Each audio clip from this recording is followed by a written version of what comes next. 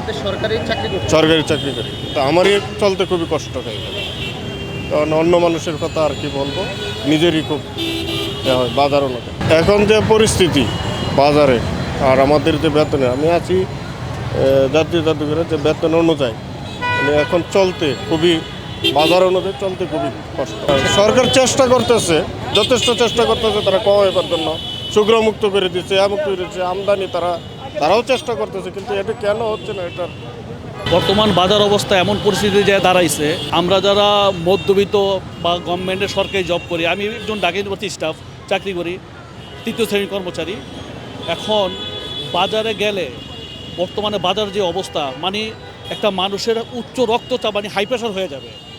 এখন এমন পরিস্থিতি চলছে, বাজারের যে সিন্ডিকেট, গভর্নমেন্ট কিন্তু আপ্রাণ চেষ্টা করতেছে, গভর্নমেন্ট যথেষ্ট চেষ্টা করতেছে বাজার সিন্ডিকেট নিয়ন্ত্রিত করার জন্য, কিন্তু অদৃশ্য কোনো শক্তি আমার মনে হইতেছে বাজারটাকে নিয়ন্ত্রণ করতেছে, যার কারণে এখন মধ্যবিত্ত নিম্নবিত্ত মানুষের বেঁচে থাকারই বড় কষ্ট হয়ে গেছে। আমাদের সীমিত আয়, একেবারে হিসাবের টাকা বেতন, মান্থলি বেতন, এই বেতন দিয়ে আমাদের 15 দিন বা সর্বোচ্চ 20 দিন সংসার চালানো কষ্ট। বাকি দিনগুলো আমাদের মানুষের কাছে ধার দেনা করে চলতে হচ্ছে। বাজারের পরিস্থিতি এমন একটা অবস্থা, গভর্নমেন্ট এখনই কোনো জরুরি কোনো পদক্ষেপ নেওয়া দরকার যে বাজার দর কীভাবে নিয়ন্ত্রণ করা যায়। দেশের মানুষের অবস্থা খুবই নাজেহাল।